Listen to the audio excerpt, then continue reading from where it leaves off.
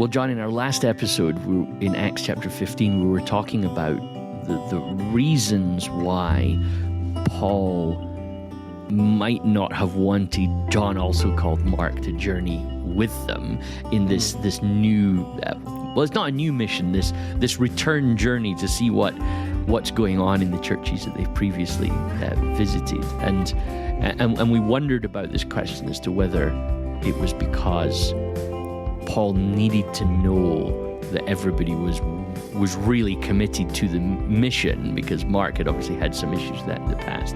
And of course, in reading Paul's letters, we know that what Paul encountered on this coming trip was there was some heavy work to do, right? So we sort of appreciate Paul's vulnerability in not wanting to take too much risk. But perhaps what interests us in this story is this line in verse 39 of Acts chapter 15, is that now that we've sort of thought about the Mark side of things, we get that Paul and Barnabas had such a sharp disagreement that they parted company. I mean, it's like a thunderbolt into Acts chapter 15. The whole passage the whole chapter has been about making it easy to keep people together. Don't exclude Gentiles. Don't cut people off. And then now we get a sentence that Paul and Barnabas parted company. And this is it's the breakup of the original Beatles. It's the two people that we thought they're definitely not going to break up. Here is exactly where this story takes us to. I mean, I don't think I'm over-egging it to say that that this is a bit of a thunderclap in the middle of Acts that you don't see coming. For sure, I absolutely do not. And even the language used, it really is this sort of explosive, NIV translates it, sharp disagreement, but it is an eruption. It is a very, very explosive situation that has two people that have serious miles on the board. I mean, these people, so I keep saying miles, and many of our listeners will be thinking in kilometers, but these guys have serious mileage kilometers on the board. They have been through thick and thin. They've come through hell and high water, and there's this eruption between them over taking John Mark along, and we've sort of explored some of the issues around John Mark, but my goodness, it's a sobering moment for me. I find this one of the most fascinating and slightly disturbing and awkward moments in the book of Acts, where, hold on a minute, my goodness, to be a fly on the wall when these two men are sort of going at it, that whatever they believed about John Mark it seems that it could not be reconciled, that they couldn't find an answer to what to do with this young man, and therefore ended up separating, parting company from one another. It's an incredible moment. It really is just quite awkward as we look at that. Yeah, I think that it's Barnabas, right? So he's introduced to us as the son of encouragement, right? So he comes to Paul when we wouldn't expect anyone to come to Paul. He backs people up. So you sort of think, leaning on Barnabas' personality for a while, my goodness, this is significant. I mean, there's a part of me loves that it plays to their personalities a little bit, that we know from Paul the work is the thing. And so if there's a risk that the work is going to be hindered, then Paul's nervous about that. I want to say that with the last episode in mind. I don't think this is the harshness of Paul. I think this is some of the vulnerability of Paul. I just don't know that I can do this on my own. I don't know that I can do this if, I would almost, I want to keep onto this point. Is it possible that Paul's saying, I need Mark? As a result, I need to know that Mark will be there for us. So that's because the work can't be sacrificed. Then on the Barnabas side, you've got this absolute willingness to not ever give up on a person. And I love that about Mark. I think that's an aspect of about Barnabas, not about Mark. I love that about Barnabas, this aspect of his personality, which is Which is why we have Paul. He's the one willing to go and speak to the crazy persecutor. So Barnabas is not going to give up on people. Paul is not going to give up the work. So it's that kind of what you do when a when a large object hits an immovable object sort of thing. Indeed. And I think that sets it up. Although there is a definite allusion to their personality types here, and we don't know exactly. I'm sure someone could do some sort of personality profile and assessment on these two people, but although it does lean to their personality, I think the way you've summarized that, it leans to much deeper in that both men are coming to a sharp disagreement based on principle. Yes, not core values. Yeah. It is. It's their exactly right. Now, will their personalities play into that? Well, of course it will. But of course, up to this point, we've seen Barnabas incredibly generous, amenable, but courageous. I mean, yes. Barnabas has stuck his neck on the line for Paul. Barnabas has put himself out there in front of the apostles. Barnabas went and searched for Paul at Tarsus and brought him back to Antioch. I mean, Barnabas, though we see him as a really tender, generous, encouraging man, a capital P pastor in many ways, he's also profoundly courageous and principled. And we're seeing here Barnabas. Can I say this, David? We're seeing Barnabas doing for John Mark exactly what he did for Paul. It's exactly the same. He stands up in front of the apostles and says, "Look, give this man a chance, and in fact, I'll vouch for him, and I'll explain." When he goes to Antioch, hey, I know who could help us teach. This untried teacher who's living back in his hometown in Tarsus. And Barnabas goes. So Barnabas is in principle doing something for John Mark that he's actually ironically done for Paul himself. So I think it's important for us, for our listeners perhaps, to not see this as a personality clash. I don't think it is. I think this is capital P principle and values colliding here. Paul needs to know, can I lean on this boy or not? And I'm not sure I can. And Barnabas is going, but look, if we don't allow young men, young women to have another go, how on earth are they ever going to achieve? And maybe in the argument, Barnabas actually says to Paul, hey, remember, not so long ago, you were in this category. You were on the fringe, and I came and got you. Now, of course, Luke beautifully and sensibly and generously doesn't give us the details of the conversation because that would not be prudent. But our sanctified imagination might want to suggest that Barney threw that in as a little bit of a reminder to Paul. So I think these two men are clashing on values. Clashing on principles, clashing, can you use language like on ecclesiology, rather than clashing because they as men have fallen out. And I'd like your take on this, David. I don't think they're falling out as men. I think they're disagreeing on principle, and I think it's possible to disagree and not fall out. But of course, that's a controversial conclusion. I think the sharp disagreement is a principled one, and I think it's possible, personally, to say to someone, I'm really, really sorry, I disagree with you so much on this that I cannot work with you, but that doesn't mean I no longer like you and I no longer want to see you succeed, but I can't agree. My goodness, John, that's not a comment. That's a series right there for our modern world, right? One of the things I'm deeply grateful for in my academic life, I did my doctoral work at the University of Manchester. And one of the things I used to love, and I hope some of our listeners will forgive me on this, because I realize we all come from different backgrounds, but we used to go to a seminar on Thursday afternoons. It was a seminar that was actually originated by F.F. Bruce, the great evangelical scholar. Wow. And so he'd started this years before, and the tradition continued, that students and professors would gather together on the Thursday afternoon, and they would present their ideas to each other. And robust would be an understatement, John. Like I've presented papers in that forum, and world-class scholars are then picking holes in your arguments and everything like that. And it would become heated sometimes. People are telling you your work is wrong, and you're defending that your work is right, and people are weighing in with all things you should have done. And one of the things I love about it was, at the end of it, right, every single week, without fail, you would present your paper, there would be robust conversation, and then they would roll in a tea cart and everybody would have tea and biscuits together.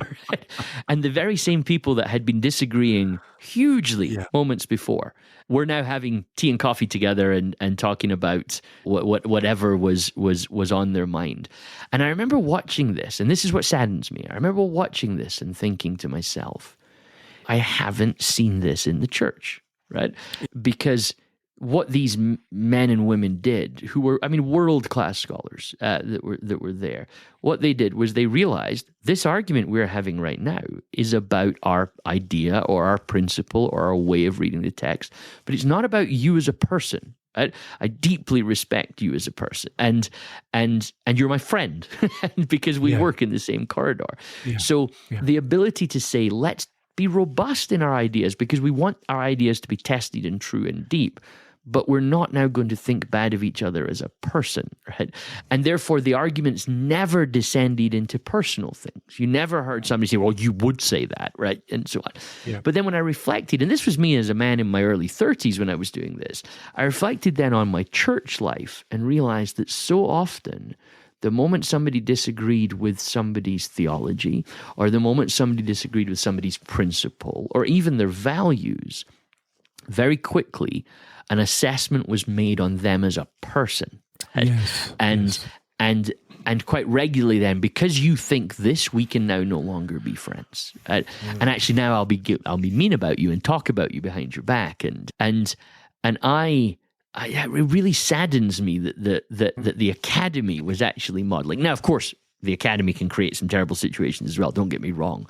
But we need to learn to be able to disagree on matters of principle, disagree on matters of theology even, and not destroy one another. And I would say in social media and in the church, we are failing miserably on that. Right?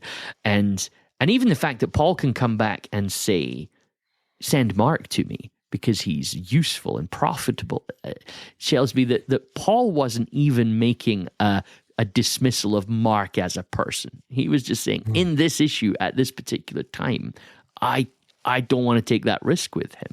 Yeah.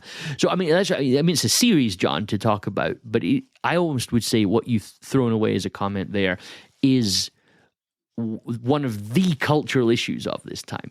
Right? And it's. We just don't know how to disagree with one another anymore. And we're constantly drawing lines, constantly separating. And maybe that's why it's so powerful that this passage is here. After this big council on unity, we now get, sometimes unity looks like this, that we haven't been able to work together. But we're not, there is no letter where Paul writes his expose on what actually happened in the Barnabas issue. Right? He is still the son of encouragement, and they are still committed to the gospel work. And eventually Paul's like, you know what, it's time to work with Mark. Now make sure he comes along, sort of thing. I think it's powerful, John. Yeah, and I think just in the same way that you encouraged us in our last podcast to think about Paul's vulnerability rather than arrogance or harshness. So this is not Paul dropping the hammer on someone because they failed. This is Paul concerned, actually, is he really up to the challenge and has he got our back, and we have to cover the weaknesses. I think there's a way of reading this that allows us to see a sharp disagreement without dishonoring one another, without assassinating one another. Yes. And of course, what's lovely in the context of the scriptures as a whole, which is not afraid to expose people's vulnerabilities or weaknesses or mistakes. There isn't a hint in the rest of the book of Acts or in the rest of the New Testament of animosity between these two men. No. There has been a disagreement, but not assassination. There has been, I'm not sure we can square this circle. So what are we going to do? Yes. Now, the sort of matter-of-factness of verse 39 makes it feel a bit cold. Yes. Yes. But I think even the bits that follow suggest it's not as cold as we think. So if you look at, like, I mean, I'm jumping forward to come back. Forgive me, David. But it says in verse 40, because Barnabas took John Mark and went off to Cyprus. In verse 40 says, Paul, however, having chosen Silas, went out, having been committed to the grace of the Lord by the brothers. Mm-hmm. Now, here's my thought. If this was a nasty breakup, mm-hmm. if this is toxic and bad, and let me use language like wicked, which is I'm using in a biblical context. Yes. If this is really bad behavior between Paul and Barnabas, I'm not sure we could get Paul and Silas then commended to the grace of God by the brothers. Is that fair? So if you read just 39, it sounds like they have a fallout and that's it. I'm never talking to you again and we're off.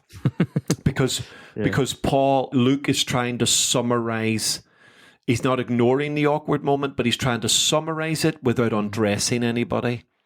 These two men are disagreeing on a point of principle. So if you only had 39, it feels a bit cold. You go into 40 and you're going, oh, hold on a minute. Yeah. Commended by the grace of God.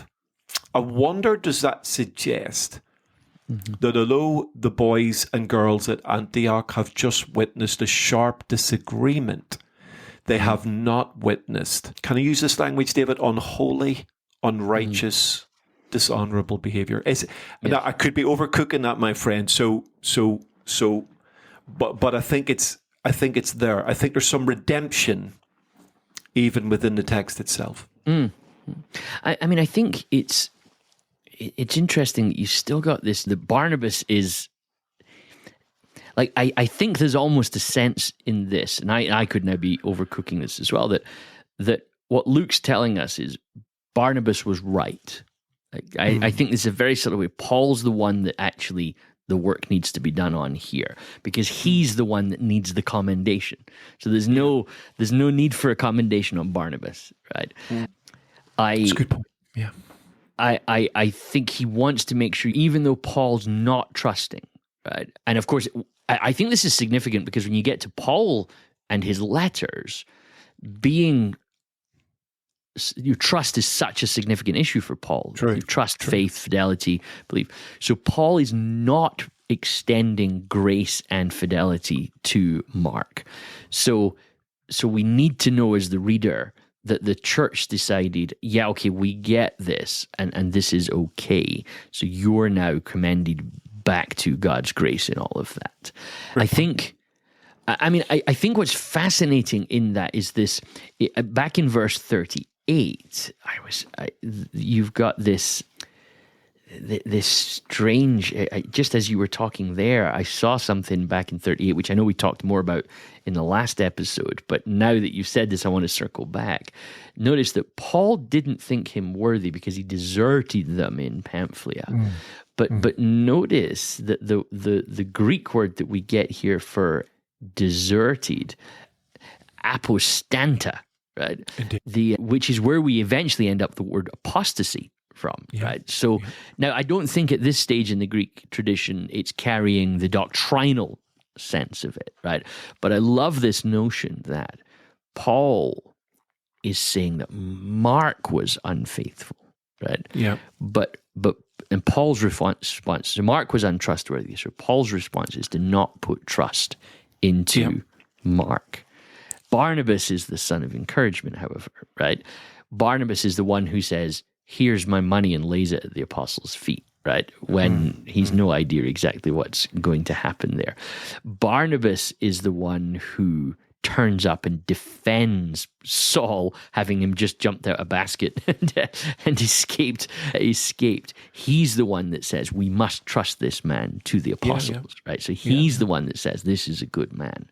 So So Barnabas is always sort of slightly ahead of Paul. Right? Yeah. He's slightly ahead of Paul, just calling him into grace. And Paul models, and I love Paul, so hopefully people forgive me a negative point about Paul here. Paul models the world, and I don't mean the evil, I mean just the brokenness of the world. You've been untrustworthy, so I'm not going to trust you, right? Yeah. And this is where your word grace interests me here. So you've apostatized, you've stepped away and abandoned us. So I'm not going to trust you. Well, this is the cycle of the world. It just keeps then perpetuating. Sure. Trust, lack of trust grows more trust. How do we break this? How do we change this? How do we have trust where there is no trust? Well, somebody's got to have grace. And now we get Barnabas back doing what Barnabas. Yeah, apostles, this was the persecutor.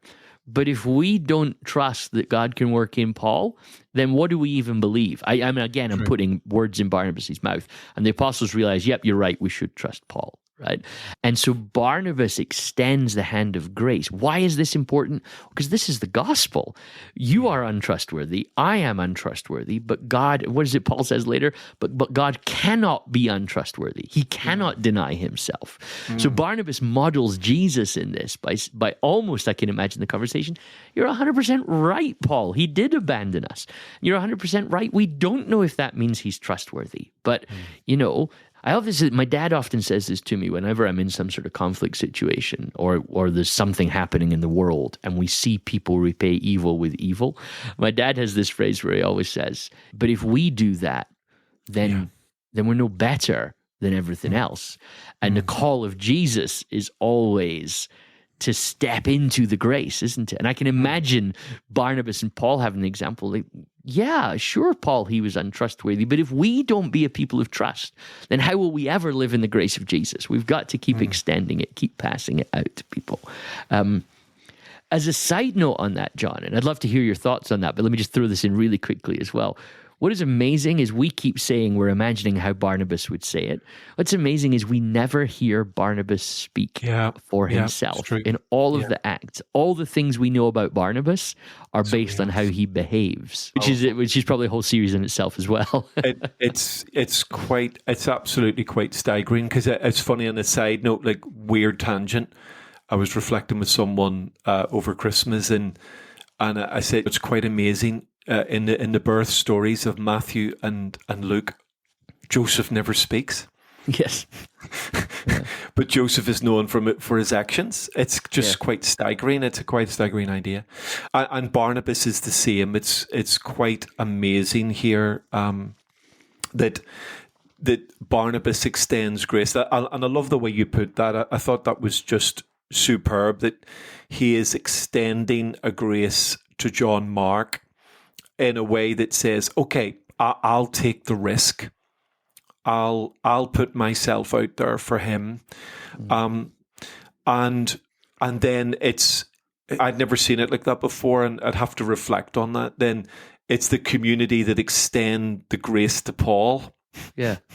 So that's quite a fascinating little insight there that I'd never ever considered before. So I'd have to. I'm going to go and sort of reflect on that again because I think that's absolutely powerful. And I love the sort of idea just at a practical level that Barnabas, when he takes John Mark, they sail for Cyprus.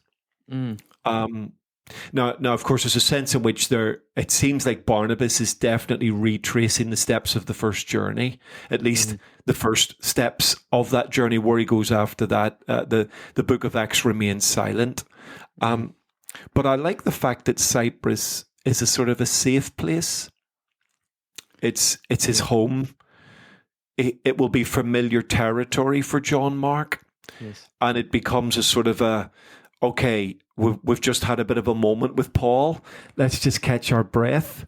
Yes, let's retrace our steps, but let's go somewhere where perhaps we can just gather ourselves, somewhere where we're appreciated, loved, and accepted, and just where we can sort of put some fuel in the tank for the next stage of the journey. And again, I could be reading too much into that, but it's interesting Paul takes Silas and sort of heads back to his home territory. So if you look at the map, Paul is going north of Antioch and sort of west towards Cilicia, but he's going towards his home city of Tarsus.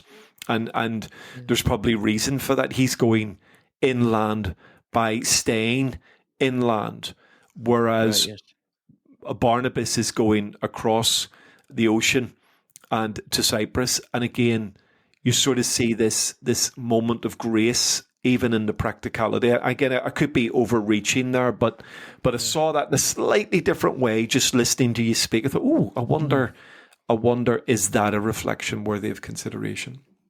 Yeah. I'd never thought about that, John. So I like it though, and I think there's just some really, really kind of encouraging things for us, as you say, to see how this is modeled, how we navigate through this. There's a careful reading of this. Pastorally, there's some real interesting pastoral implications in what you're saying there about how we care for ourselves, how we encourage one another, how we even, can I say, bless disagreement, right? I think that heading to Cyprus, as you're saying, Paul's going on, look, the end result is the churches were strengthened. Yeah. But I heard of a church once that every time anybody left, for whatever reason at all, the pastor had a moment with them where they blessed them with the congregation, right? And like, even when it was a case of people had got to the point where we've actually fallen out with you and it's time for us to move on, the pastor would invite them and say, well, we know I'm sad about that, but we're still going to bless you before you leave. And there's that sort of pastoral weight in that, isn't there? That Mark needs looking after, Barnabas looks after, Paul and Silas need to know that they need looking after, and that we all need grace in that. I don't know if that's kind of related to what you're thinking about with this sort of journey thing, but I feel there's just a gorgeous little human insight that you've got there that maybe Luke's hinting towards us.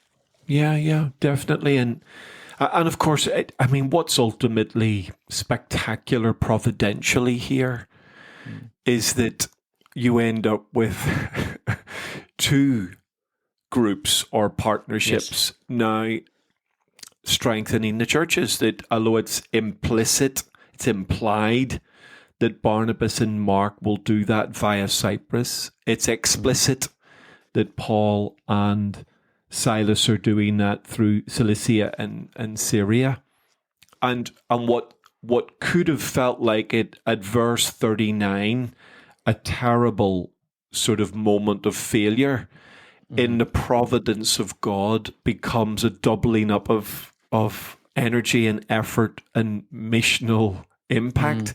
And again, David, I'm deeply encouraged by that. I've been around the church long enough. I love the church. I love Jesus and I love his church, but I've been around the church long enough to know the good, the bad, and the ugly. And we all have stories we can tell. But here's something I have seen. I became a follower of Jesus at the age of 8, and I'm 57.